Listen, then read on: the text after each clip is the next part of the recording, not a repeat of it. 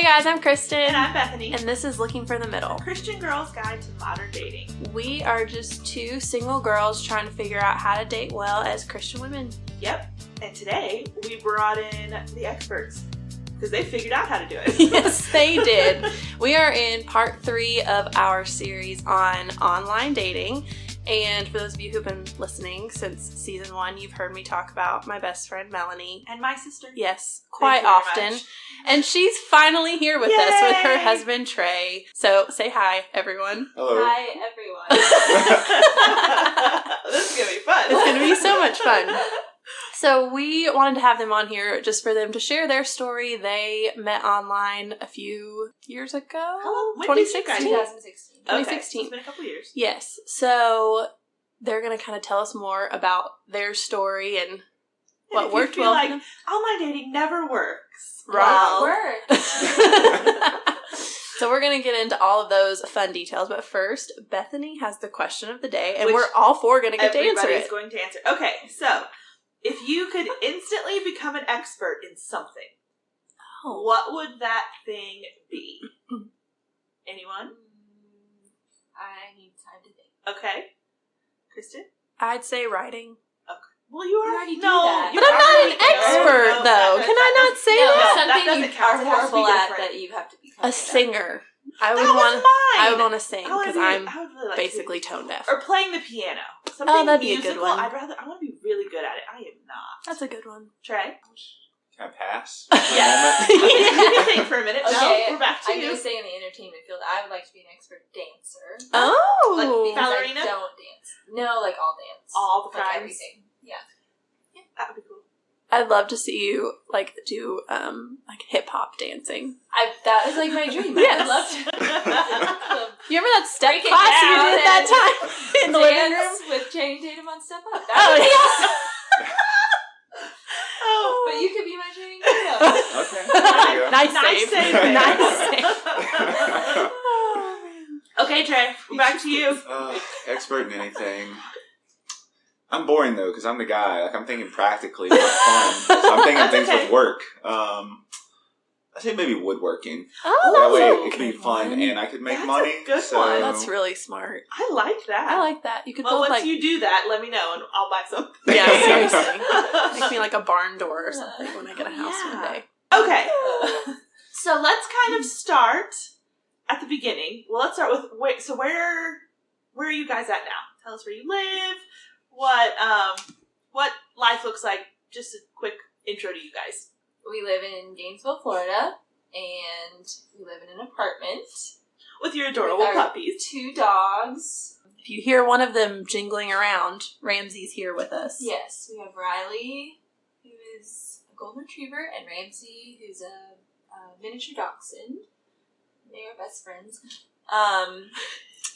I work from home for a fitness club, and I do tech support for enterprise software. yes. Okay. So Smart people things. Yes. We're actually really spoiled because we both have really flexible work schedules, so we spend a lot of time together and have a very stressful life. So That's good. That's nice. I'm very jealous that you get to work from home. Okay, so going back to the beginning. Yeah, Okay. so let's talk about first, and y'all can answer this separately, but why did you both decide to get online? And which platforms did you use? Let's talk about that too. Me first? Yeah. Okay. Well, a little history with me. For years, I was against online dating. I thought it was kind of dumb. But then you get to a place where you realize, like, where I was in life, I wasn't really meeting new people. I was in my church. I was at my job. Like, that was kind of my life. And there just wasn't anybody around that I was meeting. So I finally decided to try it. I really only ever was on eHarmony, which is where we ended up meeting. Spoiler alert. Yeah, that was me. Okay, and Mel, what about you? okay, I pretty much the same thing. We were in a church. There were some guys, but wasn't going anywhere. Wasn't interested in really any of them, or if I was, there wasn't mutual interest. I was out of college, I had my job, and wasn't really meeting people in the grocery store or the gym. That's creepy these days. So I actually met somebody, a girl, who had met her husband online, and she pushed me to get online, and mainly eHarmony. I think I joined another one, but I can't remember which one it was. Were you on Christian Mingle for a little bit? I think so. I know I did too. I can't remember the second one, but eHarmony was my favorite.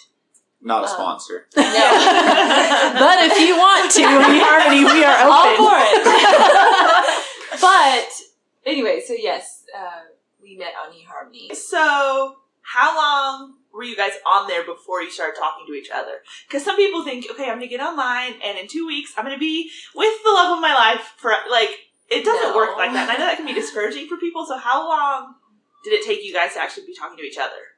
So, I think I was on for about close to a year, I think.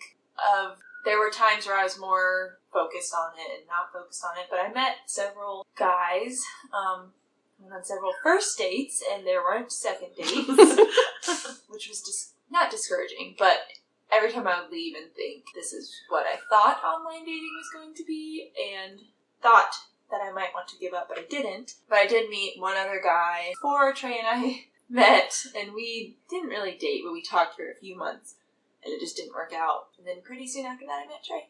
How long had you been on there?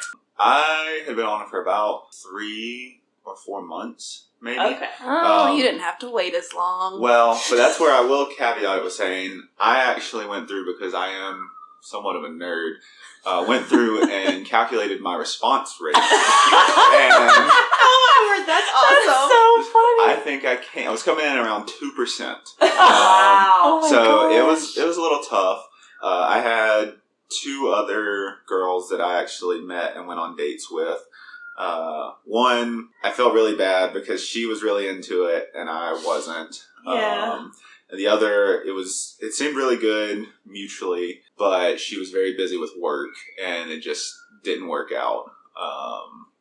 And then not long, I think not even a month and a half later is when Melanie and I started talking. That's so cool. I had no idea you calculated your response rate. That's actually kind of Yeah. smart. I'd be scared to do that. I'd be like, 0.23%. I am a loser. Oh gosh. Okay, so then when y'all did start talking, who started the conversation? Well, and walk me through too. I've been on eHarmony. Bethany's been on I it, have but too. if people haven't, like, what does the progression of communication look like? Who started? We'll just start with that, Yeah. and then we'll keep Okay. going. You would do better answer. Okay, so the process was you send like a questionnaire, more or less. It's not free-form messages. So then the other person gets the chance to respond.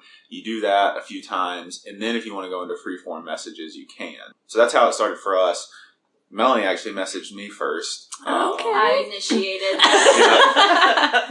It's funny because I remember exactly when I got the first message. It was a Sunday morning. I was at the gym. I remember exactly where I was. I think I was doing like core work. And so, yeah, we got the first message and started talking back and forth, which is a pretty funny story. So, Ooh, I like Oh, funny yes, stories. funny stories. so we started talking that Sunday. It was June 5th.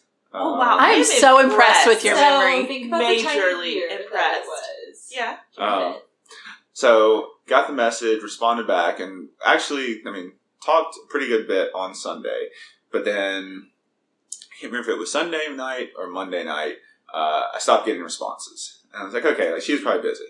Well, a day goes by, and I was like, man, like, haven't got anything yet. I'm like, this is kind of tough. No. So then another day went by, and still nothing. So in my mind, I'm like, man, like, it was a free communication weekend. So I was like, oh, she didn't pay for the ability to message people, so she's just talking for free, and I'm going to have to wait for another free communication weekend to continue talking to this girl. So I had kind of more or less given up hope about by Tuesday or Wednesday that I'd hear back from her anytime soon. So I'll let her... So Ooh, I don't think I know this I don't think I know story. this my story side either. of the story, like I said, June 5th, Sunday night. Sunday was when we started talking. Well, guess what was Monday? What started Monday? That happens every year, that I helped you with every year. Oh, it's my fault. Oh, it's Yeah, it's VBS. Vacation Bible School. Yes. So, we... Bethany, you ruined it. They're married. So, at the Hush. time, I was living in Georgia. I lived, though, in an area that was about 30 minutes from my work, which was about another 30 minutes from our church. So I worked until about 2 or 3, and because of traffic in Atlanta, traffic. yeah, there was no point in me to go home and then try to get all the way back to church for VBS, because our VBS was in the afternoon. So every day for a week, I was going to work at 7 o'clock in the morning, going to a park, I would go for a run or something, and then I would go straight to VBS to help get set up, and then we would go to dinner or whatever with friends afterwards, go home, do it all again. So I don't think I messaged you again until Saturday. Oh my gosh, you waited the whole week! Poor guy's just sitting there like, oh. I mean, as y'all know, obviously, it worked out fine, but I just kind of messaged and said, so sorry, we had VBS all week and I was really busy. Because, like when you're first talking, and we were sending long messages, because we kind of hit the ground running as far as theological talk and where we were in our walks with the Lord. And so it wasn't something where you can just say, oh, today I did this, this, and this, and not have to actually sit and really think about it. And so I just didn't have the mental capacity to sit and say, I didn't want to just, run over it and not seem like I was interested, but then I guess I kind of seemed I wasn't interested because I didn't respond at all. Well, there's kind of two different kinds of, or at least in my experience, communication when you get to that free form. There's one segment that's basically like texting, but you're just using a different app. It's the, hey, how are you? Fine, how are you? How was your day? Like that, and then it kind of progresses to the more serious. Or you can kind of treat it more like an email type communication where you're sending those longer ones, which it sounds like what you guys did. Yes. Which I like better, I think. Yes. I feel like I would like that too. It was always weird to me to talk to a guy a little bit and then all of a sudden just turn into this, we're talking every day, and how was your day? Oh, I went to lunch here. Oh, at work this. It's like, I don't even know you, and I want to get to know you. But there's also the other extreme of the first message. When did you become a Christian? And, well, that's not a bad question. No. But all this stuff where it's like, don't you want to know about my family and where I live and what I do and those kind of things. So it's happy medium. Yeah. But I will also say, going into how the conversation started, eHarmony has, I don't know if they still do, they had a, I forget what it was called now, kind of a list you could go through every day of matches that didn't quite. It's your what if? The what if category. And so I always looked through there because personally, I didn't want somebody who had everything in common with me. I wanted somebody who we weren't the exact same person, because what in the world? Why would you want to marry someone that's you? But anyway, it also gave me more options. So let's be real. It helps with that 2% response rate. Yes, I was looking through that, and that's how I found him. And from his side of the story, he had just changed his distance. It was a requirement that you say, I want this person to be within so many miles of me. Right. And once I looked at my 2% response rate, I thought I might want to bump that up. So what can I adjust? Yeah. And I don't think we said this. I lived in Georgia. As we said, we live in Florida now. Trey is from Florida. So when he changed his distance settings, he popped up on my page because we were now close enough to be a potential match. Okay. So, caveat there, don't limit yourself and think that distance is too much of a factor. Which I know we're going to get to that later. Yeah, we'll talk more in detail about. Okay, so after you started talking, so Mel initiated that first part. So when y'all went, we were going to move from online to talking on the phone and in person. Did you continue to initiate that? No. Pretty much after that, Trey was gung-ho. Let's talk every day. Well, to be fair, I was gung-ho from the beginning. I was left hanging, Okay, I'm never going to live this down. Probably not. We're only a year in, but I can already see this being a... So then how long did y'all just talk through the app before you started, before you gave him, y'all exchanged numbers, before you started talking on the phone, before you met in person? What did that timeline look like? I don't remember those specifics. But I think we talked on eHarmony for maybe a week or two, and then we started texting, and then we would talk on the phone a little bit, and I think that was probably within a couple weeks, and then we had Skype dates, so we could actually see each other. Because there's so much that's lost in conversation when you can't see facial expressions, and you can hide behind, nothing.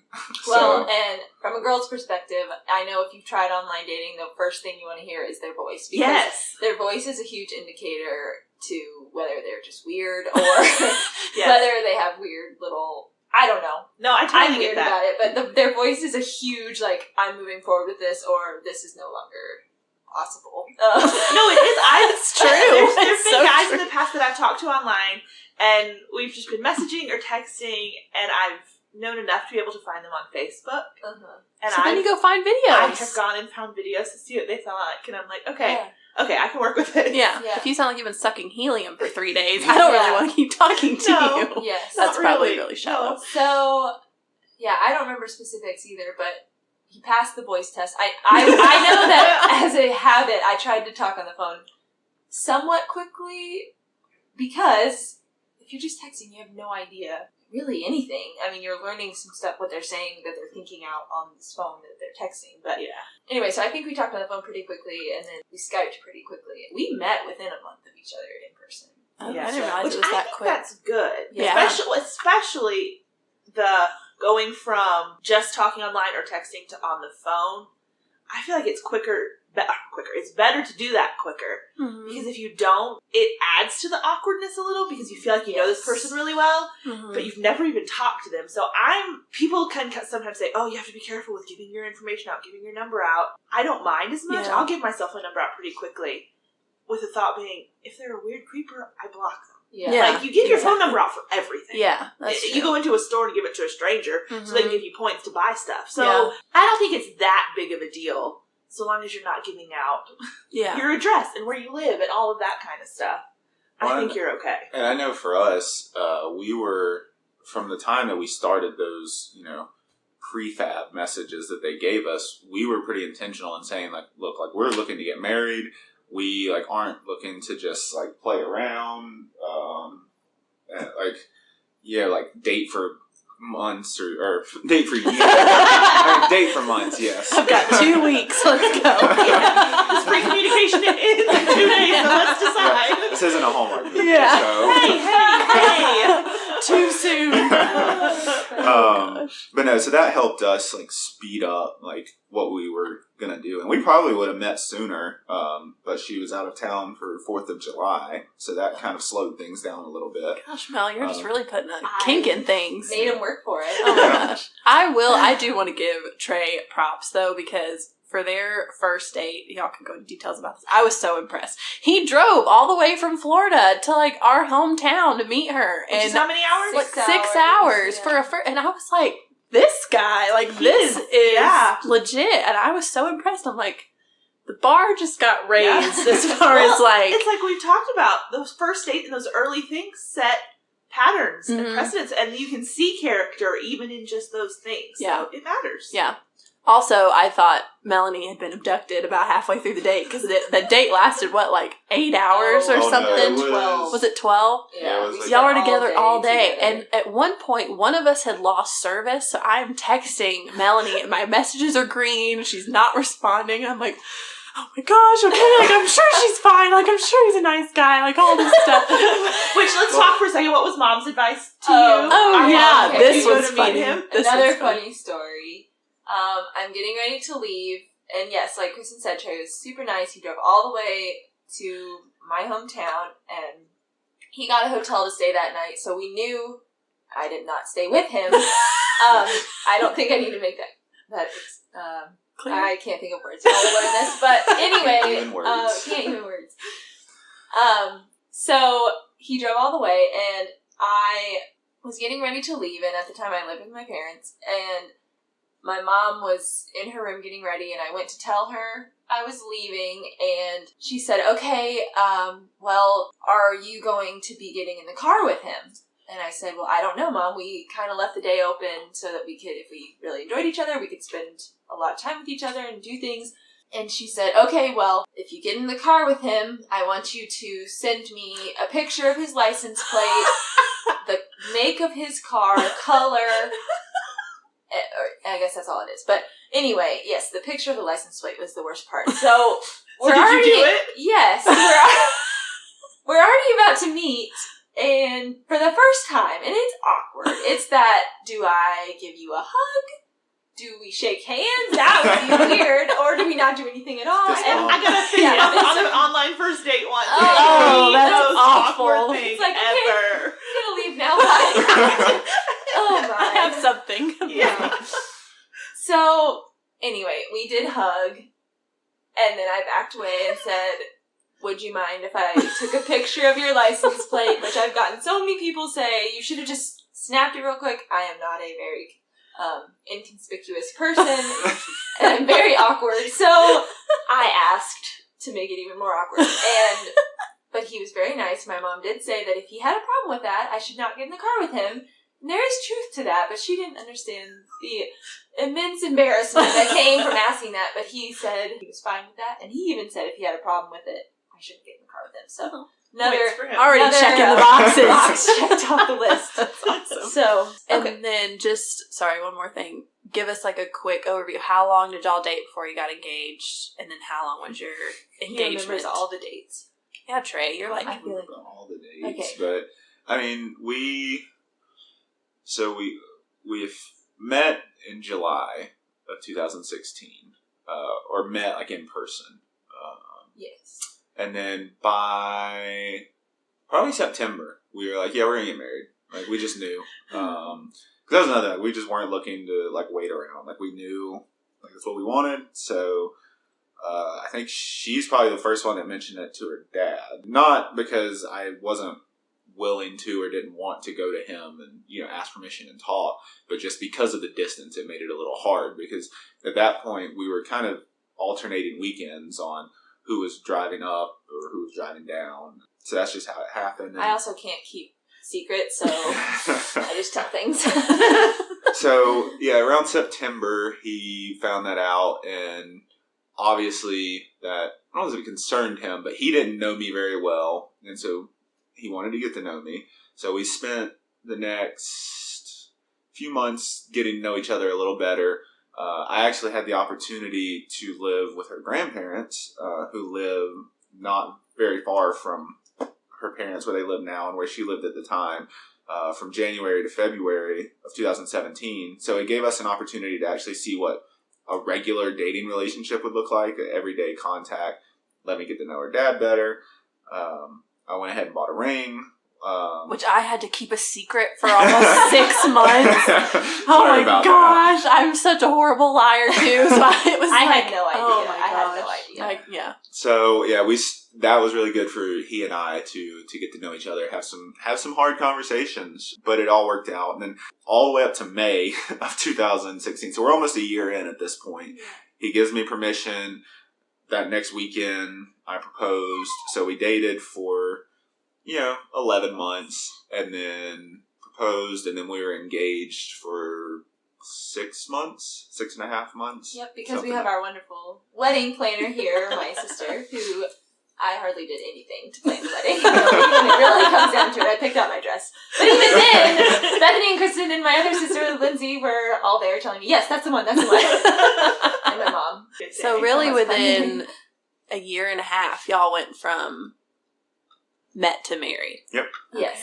We got engaged a little less than a year after we met, and then married 6 months after that. So I feel like that's a great timeline, I think so personally. too. Yeah. And to be honest, that was a lot longer than I wanted it to be. Yeah, But, I'm sure. I mean, God is perfect in His timing, so... And like everybody said in that time while we were impatiently waiting, is that when you look back, it will seem like nothing, and it's true. Mhm. It was all a blur, but anyway. So going back to while you were dating or about to be dating, what would y'all say, Trey, we'll start with you on this. What would you say was the most awkward part about moving from online to in-person? Like, what were some of the awkward things that y'all ran into that you would say, just keep going? Like, there's going to be awkward stuff. So what are some things that might be specific to online? That's a good question. I can't think of anything that's like crazy, like nothing jumps out at me. There is just that general awkwardness of going from online interaction to in-person interaction. So maybe just learning your little tics and your quirks and facial expression and all that. But I think having Skype dates really helped because it's kind of a half step between online and in person. So you already know some of their personality a little bit better. That's a really good point.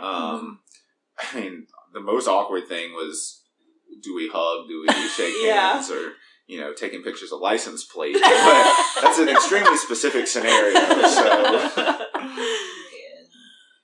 Was there anything for you, Mel, that was awkward? I would agree with that. I think the most awkward part is the initial, because you have this anticipation of from the first time you talk to them, if this works, I'm eventually going to have to meet them after only talking to them behind my phone screen. And Skype really helped because there's definitely nervousness in the first Skype date because you're sitting on your bed or in your couch and you're like, okay, this person is about to pop up and we're going to meet, and you do your hair and your makeup and make sure you look perfect for Skype, but the right angle. Yes. You pull up your photo booth to make sure everything looks okay, and then, okay, I'm good.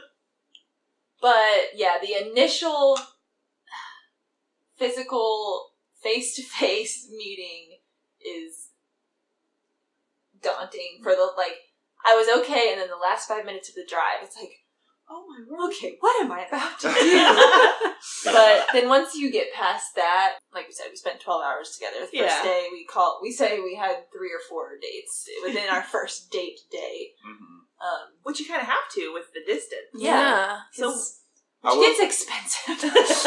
I do want to say, you made me think, just kind of piggyback on that, like comparing the other 2 people that I went on dates with. There was never anything serious. I can't say that I dated them. The Skype made it so much easier because my biggest thing there was this kind of an insecurity of what if they actually see me in person and they don't like what they see, and then it's just completely awkward. And so having that took away that, second guessing or that worry that she's going to see me and then you completely misrepresented yourself and I don't want anything to do with you. So that's a true, really good because point. You always, I feel like that's a constant question. People go online okay, what if these pictures are 10 years old? Yeah, or especially because girls I think tend to filter things more, and so I feel like that's almost more of a concern from the guy's standpoint too. Is okay, when I meet this person, is she going to look anything like that, or has she photoshopped all of her pictures to the extent that I don't even know what she looks like? But I had never really thought about it from that standpoint, but it's a little bit of a validation of okay, I still like you. Mm-hmm. That's really really smart. And I don't mean to turn this into the Trey and Melanie funny story. Oh no, please! We love the funny stories. That I think it is. I was going to find a way to put it in here. About your name? No. Oh, can we tell that story? Sure. This going through her pictures on eHarmony. I love this story. There was one particular picture out of all of them that kind of just made me pause when I saw it, and it's my favorite picture. So the picture was her on a study abroad trip to Australia, and she's holding a koala, and her eyes. Which was my life dream. Oh, it's always been with me. And her eyes were terrifying. They were large and they were dark, and I just knew, I can't date someone with crazy eyes. So if her eyes looked like this in real life, we were going to have problems. And this was actually almost a showstopper in the beginning. But I was like, well, there's this only one picture where her eyes look that crazy. So we'll give it a shot. And thankfully, when you hear it from her side, there is an explanation. Yes, so it was a study abroad trip. We had just gotten off a plane. I had been crying because I'm jet lagged. And this was my life dream. I wanted to hold a koala bear. So I was crying because I was so happy. I had 2 days worth of makeup on because I got to freshen up before I go get this picture that I've wanted for my whole life. So like I said, it was ruined but this was the professional taken picture. And something about their flash did make my eyes look, I have blue eyes, but they made it look very dark, and so it's probably the tears, it I don't know what it was, but I saw where he was coming from, but I love that story. Like, Can you also, so just to much. humor me, tell the story about the first time you said his name? Yeah. Speaking of phone conversations Yes. or Skype So or whatever. Trey is a third, and so he spells his name, and this is just a nickname, basically. He spells it Tres, as in Trace. The Yes. Spanish word. Well, for- I know people named Trace, and I always thought that was a cool name, so I was like, man, this is a really cool name. And so I'm telling all my friends, yeah, I'm talking to this guy named Trace, and That's what I thought his name was. everyone thought his name was Trace. And I'm always weird about calling people by their name. I don't know. It's a very weird quirk. Maybe nobody else has this, but No, I it's know what weird you to mean. finally say your name to you. You think it, but Yeah. no, I get that. So I didn't say it to him for a long time. Not a long time, we hadn't met in person, but a couple weeks, I'm telling everybody this guy named Trace, and finally one time on the phone I said something about Trace, and he said, what did you just call me? I said, Trace, and he said, my name is Trey. And I said, oh, well, isn't that embarrassing? And so, anyway, yeah. Oh man, so many fun stories. Gosh, I love that story so much. Okay, so switching gears a little bit, can you guys give some advice? And this applies to whether you've met online or not, but if you are trying to date long distance, like what worked well for you guys? What were some tension points you kind of had to overcome as you were dating long distance? You want me to go, or? Yeah. Well, I think first and foremost, and you would think it would go without saying, but you need to really think about and consider if that's something that you want to do. So if you're looking to talk to someone who lives 4 hours from you, are you willing to drive 8 hours, like round trip, in a weekend or in a day to see them? Because if you're not, it's not going to work and you don't need to do it. So that's the first and most important thing. And then, as cliche as it is to say, communication is the most important thing about long distance relationships, because that's all you have. And spoiler alert, that trend continues into marriage, into everything. Yeah, because that's, we got to see each other, every weekend or every other weekend, just about. But that was it. During the week, all we had was text messaging, phone calls, FaceTime, whatever. So it's only communication. You're not bonding over putt-putt or dinner. Like, you have to learn how to talk to each other and to clearly communicate what you're thinking, what you're feeling, be willing to listen to them as they do the same. It's not easy, but communication, that's the biggest thing. On that topic, what are some things that you guys made a point of doing that you would recommend, whether it be, okay, we made sure we talked every day, or we made, what are some things y'all had for your relationship that helped with that communication that can be a struggle sometimes? We scheduled our phone calls, so if we were going to talk on the phone, it was as if we were having a date, in the sense of, okay, if we said we were talking on Tuesday night at 7 p.m., that's as if we're meeting for dinner or coffee at 7 p.m., but we're just meeting on our phone. So that helped, because one thing I struggled with was feeling like I had to talk to him all the time, but then being busy with other things still going on, and there was this feeling like I wasn't giving him enough. But if we scheduled it, then I could put that, I'm very much a scheduler and planner, so if we could put that in, I could write it in, this is when I'm talking, then I had that time where I could really fully devote to him. And then one thing we probably didn't do very well until we realized we needed to do better with it was, because it was just weekend getaways, basically, we wanted to spend all that time, just the two of us. We wanted to, because we didn't get to see each other. And what we realized was our families wanted to get to know the other person as well. And so we had to be intentional about, and we didn't learn this right away, but be intentional about fitting in time to go to dinner with our family instead of just the two of us, even though we really wanted to just get to talk to each other. So that was something we didn't do the best at, but I can definitely give advice to realize if you're close with your family and that's a factor in dating, fit that in. And I will say, one of the biggest things at first was I felt guilty because he came to Georgia a lot more. Because I know y'all have talked about this in a previous episode of just go live your life. Do the things you wanted to do before, even if you haven't met somebody yet. And I had been wanting to get married since I was freshman year of college. Like, that was my life goal. I wanted to be married, and that was what God made me to be, a wife and a mom. And, well, that didn't happen right away. And so I decided I got offered an opportunity to coach a volleyball team, which I didn't even play volleyball, so this was interesting, but I did it because I loved working with high school girls, and I loved being a mentor, and I've always valued having a mentor, which I know Kristen has mentioned a lot, and I will second everything she said to it. But anyway, I had just started that. Well, lo and behold, I met Trey like 2 months into the season, and so every Friday night, just about, I had a volleyball match, and so it was either me driving Saturday morning, and we'd have a much less amount of time, or him driving. And that, too, helped with his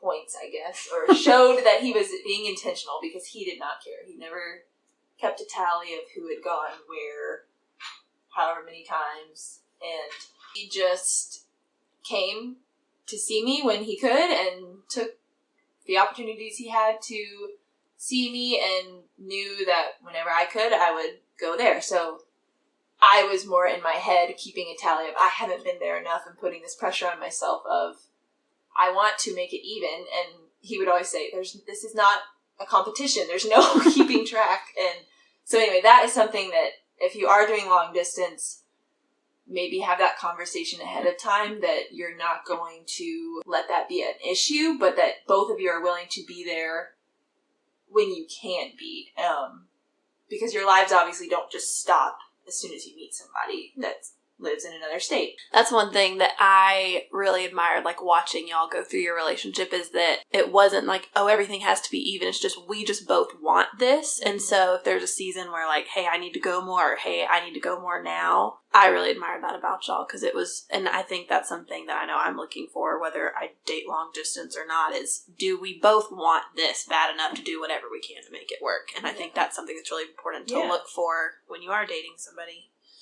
I mean, any healthy relationship, like, the idea of keeping a tally is just kind of awful. Yeah. And I mean, especially, like, for us, like, we were very intentional, like, about talking, like, you know, we want to get married. That's what we're looking for. And if you ever go into a marriage saying, like, well, these are the things I'm going to do, and I'm going to do them this many times before you have to do this. Like, that's not a self-sacrificial, like, loving relationship. That's a transaction. Yeah. And that's not the way that God intended this to work. So No, because in day-to-day life, that'll translate into, I did the dishes the last 3 times, and you haven't done it in 2 weeks, and I did this, and I did that, and you're just setting yourself up for a lot of needless frustration. And like you said, that's not how God intended life to be, and marriage specifically, not at all. So the one question that I think is on everyone's mind, would you recommend online dating to other people?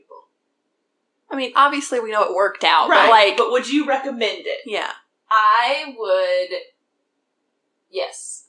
I would recommend it to people who maybe were saying the same things I was saying when I decided to get on, and same as Trey, that they're established, they have a job, they're not meeting anybody they're not about to have any transitions where they're going to meet a whole new group of people. I would say if, like, your church has functions, like single functions or small groups or something, and you aren't getting involved in those, to do that first. But if you are tapped out, there's no other options, then yes, I would say I think it's a great tool. Because for me, the main thing was it took out the guesswork of, I didn't know if all these men were as serious about getting married as I was, but they were all looking for a relationship. And it took the guesswork out of, okay, I just met these guys, but are any of them even at that point in life where they want to be dating? Or when someone contacts you, you're not going, ooh, does he like me, or is he interested, or what's he, Right. why is he talking to me? Which Right. you can kind of have in just day-to-day interactions. You know, oh, this person is talking to me because they want to get to know me for the possibility of seeing whether or not this could go somewhere from that perspective. Right. So Exactly. it does help with that. Yeah, I think I would say yes, and then caveat it with kind of the same thing, that if you're in a place where you don't see any options coming along, and you're looking to date and be married, relatively soon, whatever that looks like for you, and you don't see anyone new coming in to the picture in that time, because you're not just going to have somebody dropped on your doorstep. Like God is sovereign over dating, just like He is everything else. But that also means He's sovereign over online dating, just like He is you meeting somebody. I think the one, especially like with our generation and those coming up behind us, the one piece of advice I would give with it is think about where you're doing your online dating, not just if you're going to do it or not. You're going to find people who are only looking for shallow relationships anywhere, but depending on where you do it, it's easier to filter those out. So there are certain dating apps that college students like to use on the weekends. You're probably not going to find somebody there.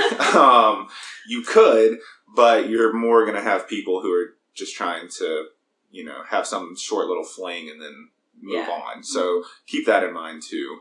Yeah, I think the paid sites Mm-hmm. are better. If you're financially invested, you're going to have a Because whole different perspective on it. Yeah, I feel that like. says a little bit more. So it sounds like both of you guys are saying yes, but not necessarily as the first resort. Yeah. Is that okay? And I would add one more thing that I thought of. If you just got out of a relationship, or you have liked somebody for a really long time and I know this is geared towards girls. So girls, I'm speaking knowing how our minds work. If you have liked this guy for forever and you are just like, you know what, I'm done with this, I'm not waiting anymore, and you're trying to online date to take it into your own hands, that is not right. Yes. Because, like Trey said, God is sovereign over dating. God's sovereign whether it's online dating or you meet some guy in the grocery store. That still can happen, I guess, even though for me that would have just creeped me out. But if you go into it thinking that because you're online dating, you're making it happen and you're just going to find your own guy because you want to, that's not the right heart attitude to have. And therefore, I feel like even if you did find somebody, it might not work out very well. But if you're truly going on because you know that the Lord has given you a desire to be married and you are not meeting anybody and you feel like that's an avenue that obviously technology has given us that you could use, I think that that's fine. And yeah, go for it. Yeah, that's great I think advice. that sounds good. Okay, so my last question is, because y'all been married for a year, So you're just had your experts first now. Yes. But you're not like too far removed from being single. So how has the advice or your advice to single people changed now that you're married or that you've been married for a little bit? Like, what would you tell single people? Or like, what had you wished someone would have told you 2 years ago when you were still single? Be intentional. That's the biggest thing for me. Know your stage of life and know what it's going to require to be married. Dating isn't just a recreational thing. When it's treated like that, it's very dangerous, and that's how people get the emotional baggage that they have, and they have the hurt that they have to deal with for years. I mean, I know even just with myself, like there's stuff that I went through before we met that still like bothers me to this day. And I'm married, and the people that were involved in those situations aren't even a part of my life anymore, but there's still issues from that.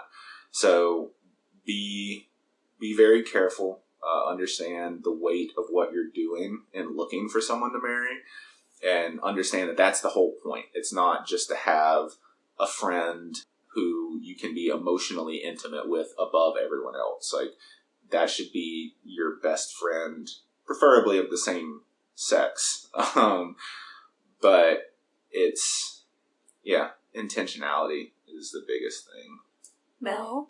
Again, speaking to girls and knowing how their mind work, the Lord graciously showed this to me just through conversations I had with married women while Trey and I were dating. And my mom, we had lots of good conversations. We were going through some things where we were both really learning the sin patterns in our lives. And if you get to know somebody for very long, that you can't avoid that because we're all sinners. But I realized that it's not about whether he perfectly does everything that I'm looking for. It's about when he does mess up or get frustrated or say something that I didn't quite like or whatever. One, what is my attitude towards it, because the Lord's using that to conform me more to his image. But two, how does he respond to it? Because I can't expect him to be perfect, but if the Holy Spirit is in him, then he's going to be convicted of it, and does he act on that conviction? And I saw that in Trey, and very quickly I realized that growing up in our lives as girls, we watch all these fairy tales, we watch the adult fairy tales, rom-coms, and when we're talking to our girlfriends and talking about what we want, we always talk about what we want to fit, like, well, I'm this way, so I need a guy that's this. Well, I had never thought about, well, I'm this way, so maybe this guy needs this. And so as we were dating, it became clear that we have strengths and weaknesses, and those fit together well. And so don't look at a guy's weaknesses and think, well, that's why he's not ready, or that's why he's not good enough. And there are some that, like you should have people that are getting to know him and listen to the people who know you, and whether it's working out or not. But there's always going to be something that he's not perfect at, and there's lots of things you're not perfect at. And so let that grow both of you, and be willing to be a tool that God uses in his life just as much as you want him to use him in your life, if that makes sense. Yeah. So that's the biggest thing. Don't hold on to the fairy tales, and don't expect that you're gonna get this husband and it's gonna make your life the way you wanted it all your life, because it makes it wonderful, but it's not exactly how you picture it when you're talking to your girlfriends at your slumber parties. I think that is a really good piece of advice and a good note to end on. I totally agree. I'm just really happy that y'all finally got to meet them, because we talk about them all the time. So this has been very fun for us, and I hope y'all have enjoyed this. Doing this. Yeah, of course. We loved having y'all. So as always, you guys, if you could be our best friends and go leave us a rating and review on iTunes, we would love you forever. And be sure to tune in for another episode next week. But until then, I'm Kristen. And I'm Bethany. And this is Looking for the Middle.